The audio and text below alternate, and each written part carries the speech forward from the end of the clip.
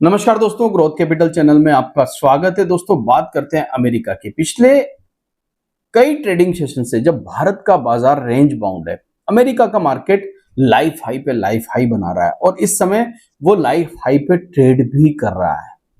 और आज वहां से एक बड़ी खबर भी निकल के आ रही है।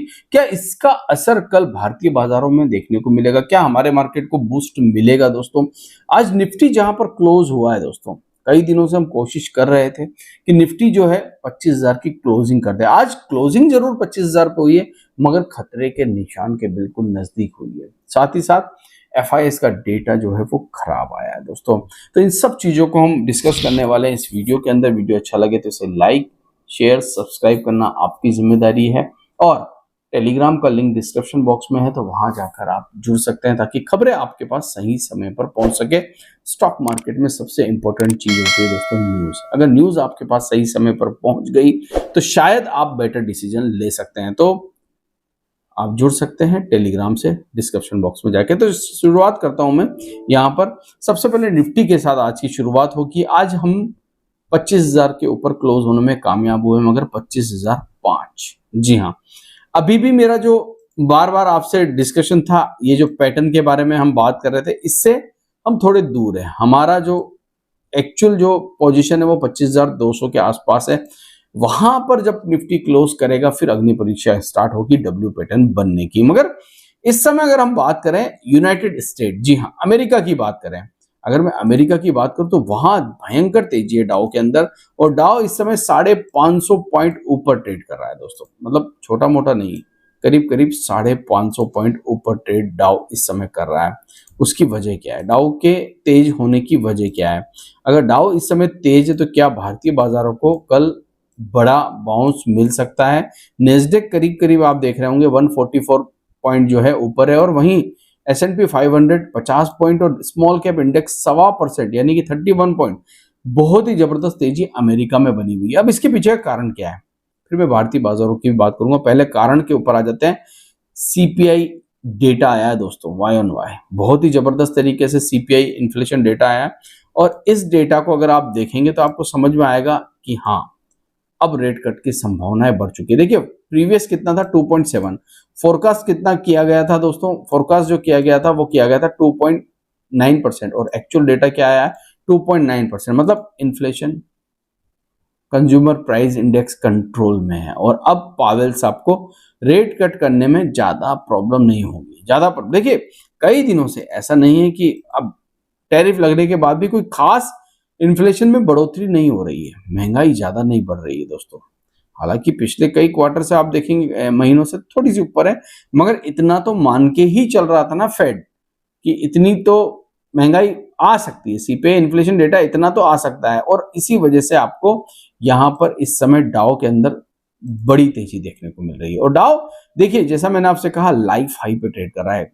लाइफ हाई पे इस समय अमेरिकी मार्केट ट्रेड कर रहा है, और भारतीय बाजार अभी भी लाइफ हाई से दूर है। मतलब 1,000 पॉइंट से ज्यादा की अभी भी हमारे, और इस समय, और 2024 में जो निफ्टी ने लाइफ हाई बनाया था उसमें कई बड़ी दूरी है। मगर आज के मार्केट की अगर मैं बात करूं तो इंडिया के मार्केट में आज ठीक ठाक प्रदर्शन था, कोई खराब नहीं, कोई ज्यादा अच्छा भी नहीं। अगर मैं निफ्टी की बात करूं तो निफ्टी करीब करीब आप देखेंगे 23 पॉइंट ऊपर, 23 शेयर निफ्टी के जो है ग्रीन में बंद हुए, 27 शेयर जो है रेड में बंद हुए। निफ्टी 500 ठीक ठाक था, 50-50 का रेशियो था। और अगर मैं दूसरे इंडाइसेस की बात करूं तो यहाँ पर तेजी मंदी चल रही थी। एनर्जी ने आज बहुत अच्छा किया, 30 शेयर एनर्जी के ग्रीन में बंद हुए, वहीं 10 शेयर जो है रेड में बंद हुए।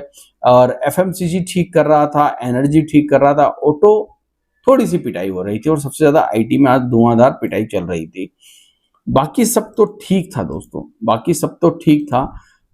अगर इंडिया में इस समय हम बात करें स्मॉल कैप और मिड कैप की, तो यहां पर थोड़ी सी बोलते हैं ना उतार चढ़ाव वाली सिचुएशन है। कभी हमारे स्मॉल कैप 100-200 पॉइंट ऊपर बंद होते हैं, कभी हमारे मिड कैप 100-200 पॉइंट ऊपर बंद होते हैं, मगर असली तेजी जब भी आएगी यहां से आएगी। सेंसेक्स में कोई ज्यादा तेजी नहीं थी, 123 पॉइंट ऊपर था। निफ्टी 32 पॉइंट ऊपर क्लोज हुआ, मगर हाँ, इसने खतरे के निशान के ऊपर आज क्लोजिंग तो दे दी है। ये तो सच्चाई है दोस्तों। सबसे बड़ी दिक्कत कहाँ है? देखिए अभी भी दिक्कत यहीं पर है। आज की जो बिकवाली है वो बड़ी बिकवाली है। जैसा कि कल मैंने आपसे कहा था कि ये जो एफआईआईज है ना दोस्तों, ये एक दिन आपको लॉलीपॉप देते हैं। जैसे कल इन्होंने 2 दिन तक लॉलीपॉप दिया। इन्होंने कल 115 करोड़ का कैश में बेचा और उससे पहले 2050 करोड़ का कैश में खरीद लिया। मगर आज क्या किया इन्होंने, ऐसा बड़ा बम्पर झटका दिया है। 3,472 करोड़ रुपए कैश में बेच दिए और स्टॉक फ्यूचर्स में 3,000 करोड़ के आसपास की बिकवाली कर दी। हालांकि डीआईज ने 4,000 करोड़ का खरीदा है, ऐसा नहीं है कि डीआईज ने खरीदना। मगर एक चीज आप मुझे बताइए, डीआईज कब तक खरीदते रहेंगे? एक सीमा होती है दोस्तों। पैसा आप कब तक इन्वेस्टमेंट करोगे? जब तक आप एसआईपी के अंदर थोड़ा मतलब देखोगे कि हाँ मुझे कुछ रिटर्न मिल रहा है। अगर आप लंबे समय तक एसआईपी में रिटर्न नहीं बना पाए तो डीआईएस के हाथ हो जाएंगे कमजोर। और इस बार के एसआईपी के डेटा में ये देखने को भी मिला। हालांकि पैसा कोई खास कमी नहीं आई एसआईपी में, मगर फिर भी दोस्तों करीबन 500 करोड़ रुपए के आसपास की कमी देखी गई। ये अच्छी बात नहीं। देखिए शुरुआत 500 करोड़ की कमी के साथ हुई, फिर क्या पता अगले महीने और कुछ बढ़ जाए, फिर और कुछ बढ़ जाए। तो ये जो बार बार एसआईपी के डेटा में अगर कमी आती है तो इससे डीआईएस के हाथ कमजोर होते हैं, और फिर डीआईएस के अगर हाथ कमजोर हुए तो फिर एफआईआई से लड़ाई करेगा कौन दोस्तों? रिटेल इन्वेस्टर इस समय एफआईआई के साथ लड़ नहीं सकता है, वो तो कभी भी नहीं लड़ सकता था। ये तो टीवी के अंदर सिर्फ बोल बोल कर कि तीसरी महाशक्ति अब रिटेलर बन गया है, तीसरी महाशक्ति अब रिटेलर बन गया है। पर्टिकुलर में किसी चैनल का नाम नहीं लूंगा, मगर हाँ देखिए तीसरी महाशक्ति रिटेलर अभी भी हम बहुत दूर हैं। क्यों दूर हैं? क्योंकि पूरी तरह एजुकेट नहीं है लोग शेयर मार्केट को लेकर। हाँ लोग आते हैं, एफएनओ करते हैं, भाग जाते हैं, मगर डिलीवरी, जब तक आप डिलीवरी परसेंटेज नहीं बढ़ाएंगे शेयर मार्केट का, तब तक शेयर मार्केट को ताकत नहीं मिलेगी। देखिए सट्टा कोई आके कर रहा है, जा रहा है, आ रहा है, उससे कोई फर्क नहीं पड़ता। उससे देखिए एनएसई कमाएगा, उससे बीएसई कमाएगा, उससे ब्रोकरेज फर्म कमाएगी, जो कि आपको पता ही है होता भी है।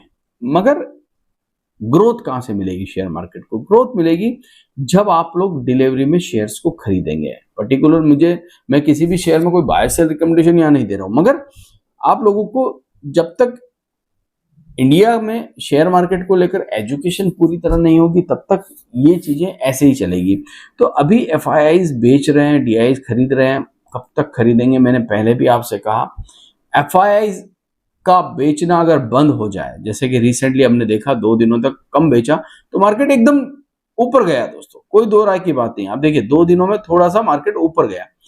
अगर मान लीजिए खरीदारी चालू कर दे, अच्छी खासी खरीदारी, तो फिर सोचिए बाजार कहां से कहां तक पहुंच सकता है। फिलहाल मुझे लगता है फेड आने वाली जो एफओएमसी की बैठक है उसमें रेट कट करेगा और 50 बेसिस पॉइंट के आसपास की रेट कट होने की संभावनाएं जताई जा रही है। इससे मार्केट को बूस्ट मिलेगा। कल हमारे मार्केट में हो सकता है ये जो यूएस से तेजी की खबरें आ रही है दोस्तों, ये हमारे मार्केट को भी थोड़ा सा बूस्ट करे। तो 25,125 अहम क्रूशियल लेवल, उसके बाद 25,200, इन दो रेजिस्टेंस पे नजर रखिएगा। सपोर्ट लेवल जो है अब हमारे पास 24,800 का सपोर्ट है, वो इंपॉर्टेंट सपोर्ट है, और उससे भी इंपॉर्टेंट सपोर्ट यहां से थोड़ा नीचे है 24,600।